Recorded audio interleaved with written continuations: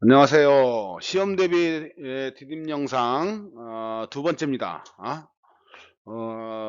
지금 듣지 않는 학생들이 상당히 많은데 선생님이 비교적 내용을 좀 쉽게 천천히 설명하고 있으니까 꼭 듣고 교과서를 읽거나 문제집을 풀어도 이해가 특히 안 가는 학생들 꼭 듣기 바랍니다. 자, 한번 문제 풀어봅시다. 다음 그림은 어느 집안의 미맹유전 가계도이다. 정상 유전자는 라지 T, 미맹유전자는 스몰 t로 표시한다. 그랬어요. 자, 이런 거 할 때 제일 먼저 해야 될 게 뭐라고 그랬어요? 우열 관계를 먼저 구분해라. 그런 얘기죠. 어? 두 번째로 뭐요? 염색체 위치. 염색체 위치. 위치가 어떻게 해요? 상염색체인지 성염색체인지 그리고 X염색체인지 Y염색체인지 예? 요걸 우리가 명확하게 알아야 됩니다. 자, 그럼 우열관계부터 먼저 해볼까요? 우열관계는 어디를 보라고 그랬어요? 이런 데를 보라고 그랬지. 이런 데. 부모 형질과 다른 형질이 나온 자손이 있으면 이 자손의 형질이 열성이다 그 말이에요. 왜 그러냐면 왜 그래요?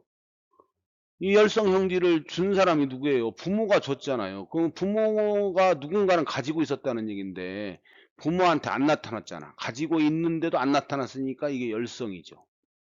그렇죠? 자, 그 다음에 뭘 봐야 되냐면 염색체 위치를 봐야 돼요. 응?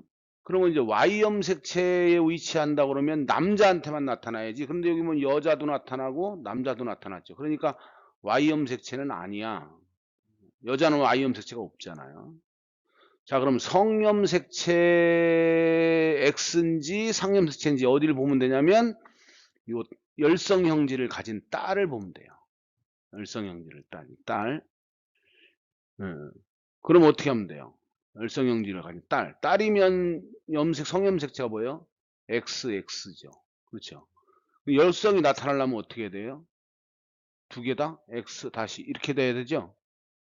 그러면 하나는 누구한테 온 거예요? 엄마한테. 하나는 아버지한테. 그죠?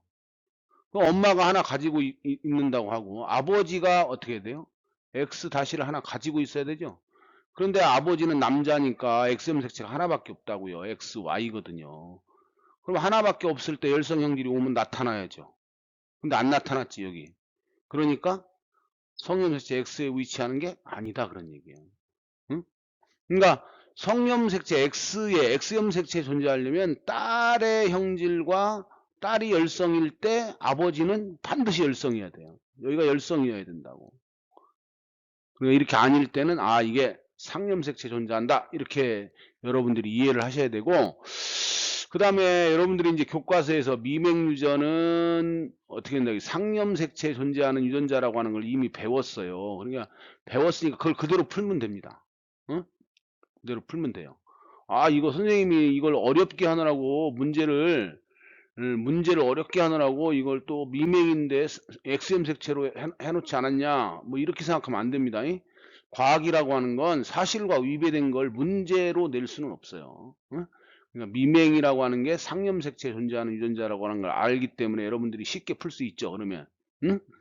아까 선생님이 우열관계, 염색체 위치 이거는 이제 뭔지 모를 때 예? 이게 도대체 나는 어떤 염색체에 위치하는지 모르겠다 할 때는 그렇게 풀어야 되고 알 때는 그냥 아는 대로 풀으면 됩니다. 자, 그러면 자, 아까 여기서 이제 이게 열성이라 그랬는데 열성이면 어떻게 돼요? 열성이면 스몰 tt. 열성이면 무조건 스몰 tt죠. 그러니까 이 상염색체에 존재하니까 남녀 간의 구분을 할 필요가 없다는 얘기입니다. 그러니까 여기 스몰 t 하나는 아버지한테, 스몰 t 하나는 엄마한테 온 거고 엄마 아빠가 전부 다 우성이니까 라지 t 하나씩 가지고 있어야 되죠. 그죠? 그 다음에 여기도 마찬가지로 스몰 t 엄마가 하나 줬고 아버지가 스몰 t 하나 가지고 있으니까 라지 t여야 돼. 응? 이해됩니까? 자, 그리고 여기 보면 마가 요 두 부부 여기에 자손인데 마의 엄마는 지금 이게 여러분 분리법칙 아시죠? 요게 반 나뉘어지면 생식세포에 들어가는데 여기서는 아버지는 라지 T하고 스몰 T 두 개의 생식세포가 정자가 만들어지지만 엄마는 스몰 T 한 종류의 난자밖에 안 만들어져요. 그러니까 엄마의 스몰 T를 반드시 받아야 되죠. 정상이니까 아버지의 라지티를 받았다고 봐야지. 그죠? 음. 자, 그러면 여기서 이제 요 라하고 요 사이에서 정상인 자식이 태어났는데 엄마가 스몰티밖에 줄 수가 없어요. 그러니까 분지시 애들은 스몰티 하나를 가지고 있어야 되는데 라지티, 라디티 이렇게 돼 있지. 응? 그럼 어떻게 돼요? 라가 라지티를 가지고 있다는 얘기고 실제로 우성이니까 라지티 하나 있어야 돼요. 그런데 지금 이게 라가 라지티일 때도 자식한테 t를 줄 수 있지만 라지티 스몰 t일 때도 라지티를 줄 수 있잖아요. 그러니까 요건지 알 수가 없어요. 그렇죠? 알 수가 없습니다. 그래서 여기도 마찬가지. 여기도 요 딸이 아버지로부터 라지티 받고 엄마로부터 라지티 받을 수도 있지만 아버지로부터 라지티 받고 엄마로부터 스몰티 받아도 정상이 된단 말이에요. 그렇죠? 자, 가나의 유전자형. 가가 뭐였어요? 라지티 스몰티. 나는 라지티 스몰티. 따라서 답은 2번 되겠습니다. 자, 가마 중 유전자형을 바르게 명확하게 알 수 없는 사람 누구였어요? 라하. 어?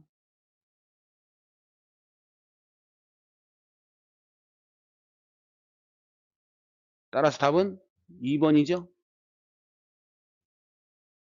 다음 3번. 위 가계도 분석을 통해서 미맹 유전의 특징을 옳은 것 그랬는데 미맹이 뭐였어요? 그 미맹이 정상에 대해서 열성이었죠. 열성. 응? 정상은 라지티, 열성은 스몰티로 나타냈다. 응? 미맹은 맨델 법칙에 따라 유전되죠. 아까 분리 법칙에도 다 그대로 적용되는 걸 여러분들이 확인했고 우열 법칙에도 역시 마찬가지로 적용됩니다. 그럼 독립의 법칙에는 적용되느냐?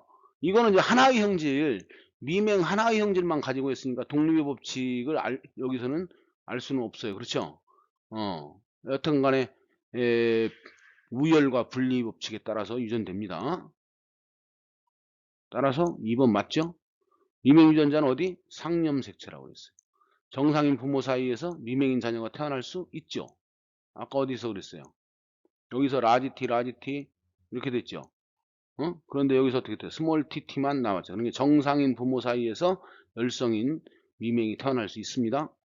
다음에 유전자형이 라지티 스몰 t인 사람은 PTC용액의 쓴맛을 못 느낀다. 이게 바로 미맹인데 라지티 스몰 t인 사람은 정상이죠. 맛을 느낄 수 있습니다. 따라서 답은 2번 되겠습니다. 자, 다음 그림은 어느 집안의 생명유전 가계도이다. 단 정상은 라지 X, 생명유전자는 X-로 표시한다. 생명은 성염색체 X에 존재한다는 거 다 아시죠? 그럼 그대로 이제 문제를 여러분들이 푸시면 된단 말이에요. 자, 그러면 지금 생명이 진한색인데, 요거 남자가 생명이니까 X 다시 뭐예요? Y. 그죠? 그러면 아버지로부터 Y를 받았고, 아버지는 정상이니까 XY고, 엄마가 뭐예요? 생명이네? 그러니까 X 다시 X 다시. 그러니까 X 다시 요거가 요 자식한테 왔다라고 하는 거죠. 다음에 여기 X 다시 Y죠. 그 다음에 요 나가 딸인데 딸이려면 아버지로부터 X 다시 반드시 하나 받아야 돼요. 그렇죠? 그리고 엄마로부터 뭘 받은 거예요? X를 하나 받은 거죠. 엄마가 지금 X 하나 가지고 있는데 정상이니까 당연히 가지고 있어야겠죠. 이렇게 정상인지 이렇게 정상인지 알 수가 없어요. 그렇죠? 자, 가계도에 대한 설명으로 옳지 않은 것. 그런데 A는 정상이므로 유전자형이 XY다. 맞죠? B는 생명여자이므로 유전자형이 X-X- 맞죠? 자, D는 정상 여자이므로 유전자형이 XX이다? 아니죠? XX-일 수도 있다 그랬어요. 3번이 답이네요. 가는 생명 남자이므로 생명은 무조건 남자는 하나만 오면 무조건 생명이 됩니다. 그렇죠? 나는 아버지 C가 생명이므로 보인자다 그랬는데 어때요? 아버지로부터 X 다시 받았으니까 반드시 보인자이죠? 따라서 답은 3번입니다. 자, 가와 나의 생명유전자는 각각 누구로부터 받았나 그랬는데 가는 누구로부터 받은 거예요? 엄마로부터 받은 거고 그렇죠? B로부터 받은 거예요. 그 다음에 나는 누구한테 받은 거예요? 아버지로부터 받은 거였어요. 어.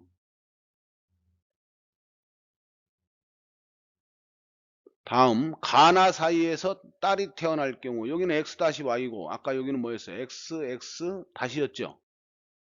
이 딸이 생명일 확률 그랬는데 이 딸이 태어났다고 가정했어요 이미. 그렇죠? 그러니까 어떻게 돼요?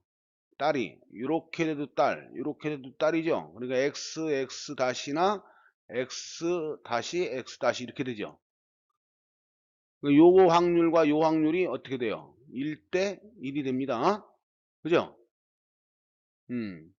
그러니까 딸이 생명일 확률은 어떻게 50%. 그렇죠? 정상일 확률도 50%. 어? 됐습니까? 근데 이 문제를 바꿔서 이렇게 낼 수도 있어요. 가나 사이에서 태어난 자식이 생명인 딸일 확률. 그러면 어떻게 돼요? 아까 딸이라고 단정을 졌지만 생명인 딸 그러면 어떻게 돼요? 딸이 나올 확률까지를 구해야 되죠? 그러니까 어떻게 돼요? 25%. 응? 여기 봐. 잘 이해가 안 되는 사람이 있을지 모르겠는데 자 아까 딸이 되려면 이렇게 돼 있었는데 이렇게 되면 아들이죠. 그렇죠? 그러니까 네 가지 경우가 있다고요. x-y, xy 그다음에 요렇게. 이 중에서 네 가지 경우 중에서 생명일 확률 그러니까 4분의 1, 25%죠. 자, 다음 그림은 몇 가지 척추동물이 앞다리 뼈 구조를 비교한 것이다 그랬는데 척추동물이 뼈 구조가 대단히 지금 유사한데 이 하느님이 다 다르죠. 지금 고래 같은 경우는 이건 지느러미고 이건 날개 박쥐의 새는 날개고 개는 이게 다리고 사람은 팔이잖아요. 이와 같이 다 하는 일이 다 달라요.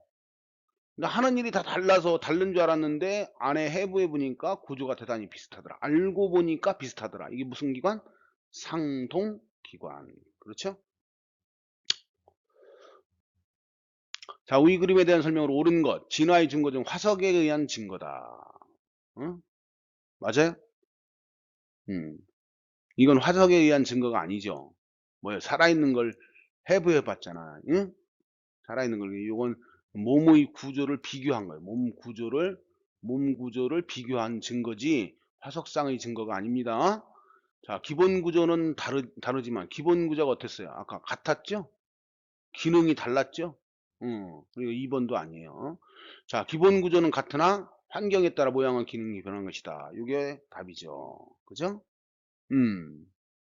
그래서 이제 새는 나는 환경에 적응해서 이제 날개가 됐고 물이라고 하는 환경에 적응해서 고래는 지느러미가 됐고 뭐 이렇게 원래는 같았는데 달라졌다 그런 얘기고 4번은 뭐예요? 이거 흔적만 남은 기관. 이거 흔적 기관이죠.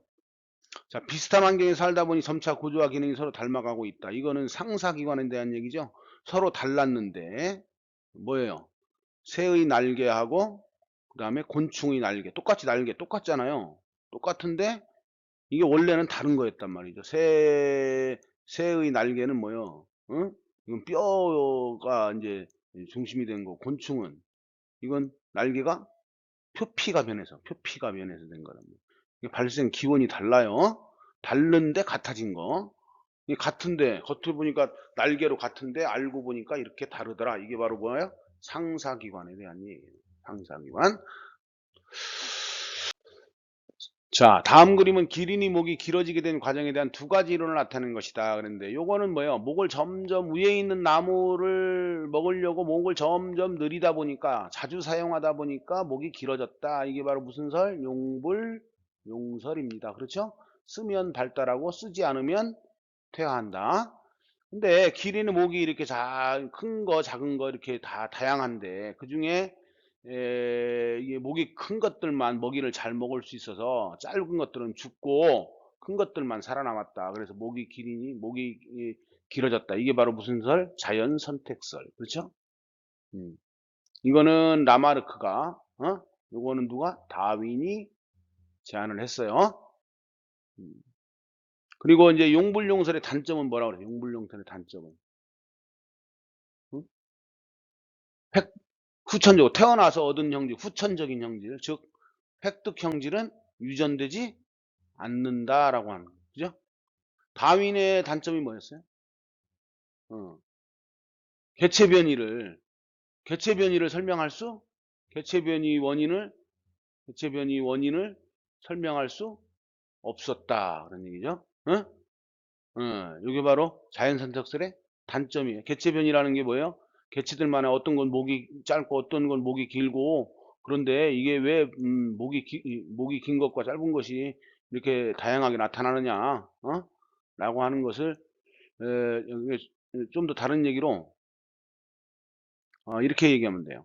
기린이 원래 이제 옛날 그 기린들은 키가 한 1m 대회였거든요. 그러면 이제 정기분포 곡선을 그려보면 이렇게 되는데 지금은 키가 막 한 3m 가까이 되잖아요. 그러면 요게만 살아남았으면 요가 뭐 최대가 한 1m 50이라 그러면 1m 50으로만 돼야 되는데 왜 3m짜리 이런 기린이 나타났느냐라고 하는 거. 이거를 설명을 못 한다라고 하는 거죠.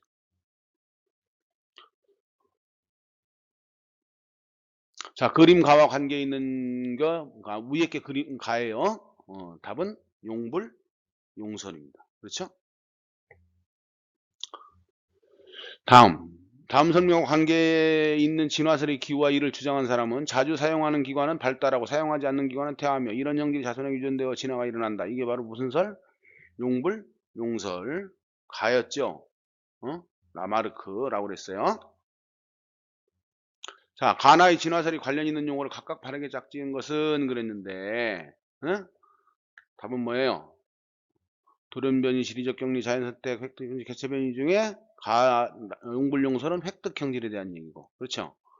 그 다음에 자연선택, 아까 이미 화면에 나왔었어요, 그렇죠? 자연선택.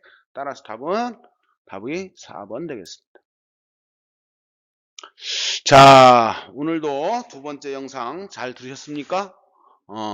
수고하셨습니다.